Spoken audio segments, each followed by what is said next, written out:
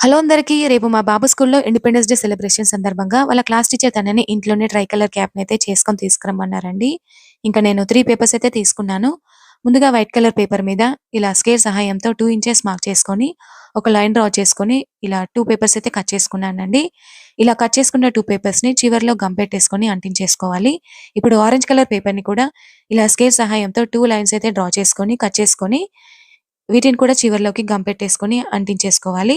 ఇప్పుడు ఈ orange colour పేపర్‌ని వైట్ కలర్ పేపర్ మీద స్టిక్ చేసుకున్న తర్వాత, అశోక చక్ర కోసం వైట్ కలర్ పేపర్ మీద ఇలా అశోక చక్రాన్ని డ్రా చేసుకొని, కట్ చేసుకొని సెంటర్‌లోకి వచ్చేలాగా స్టిక్ చేసుకోవాలి. ఇప్పుడు మిగతా చివర్లు కూడా గమ్ పెట్టేసుకొని స్టిక్ చేసుకోవాలి. ఇప్పుడు గ్రీన్ కలర్ పేపర్‌ని తీసుకొని ఇలా సర్కిల్‌గా డ్రా చేసుకొని, చూపించిన విధంగా మార్క్స్ పెట్టేసుకొని, కట్ చేసుకొని వైట్ కలర్ పేపర్‌కి స్టిక్ చేసుకుంటే ఇంట్లోనే ఎంతో క్యూట్‌గా ఉండే ట్రై కలర్ క్యాప్ అయితే రెడీ అయిపోయింది. చూసారు కదా!